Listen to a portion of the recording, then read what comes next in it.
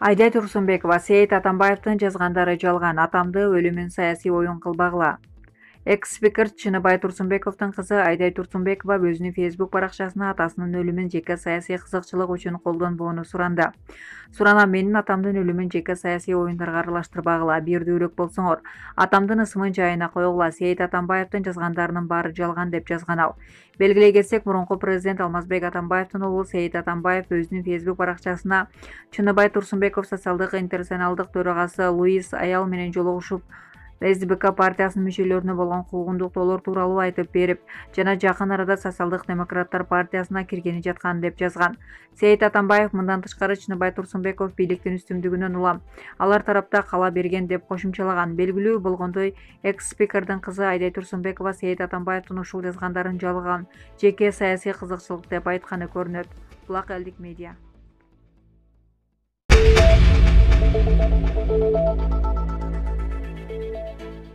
Депутат Кубанычбек Жумалиев эки тараптуу пневмонияга кабылды.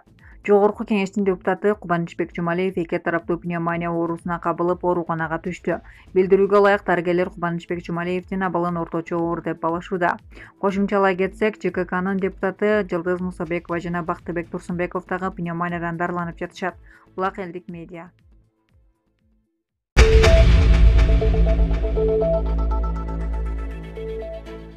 Манас аэропортунун мурдагы вице-президенти Дайыр Токобаев пневмониядан каза тапты. Манас эл аралык аэропортунун инвестициялык өнүгүү жана эл аралык кызматташтык боюнча мурдагы вице-президенти өкмөттүн алдындагы улуттук стратегиялык изилдөөлөр институтунун директорунун орун басары Дайыр Токобаев 7-июлда каза болду. Дайыр Токобаев 34 жашта болчу. Токобаев бир жумадан бери пневмония менен ооруп, ооруканада жаткан. Булак элдик медиа.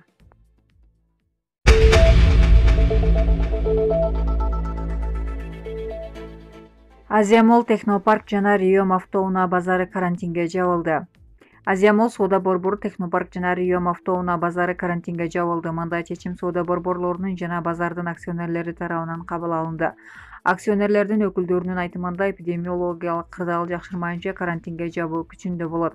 Эске салсак, Бишкектин аймагында бир катар чектөөлөр кабыл алынган. Базарлар саат 6:00 15:00 чейин иштейт. Ал эми дүйшөмбү күнү, бейшемби күндөрү жабык болот. Соода түйүндөр саат 7:00 19:00 чейинки убакыт аралыгында иштейт. Кафе, ресторандар 8:00 21:00 чейин иштөөсү чектелет. Булак элдик медиа.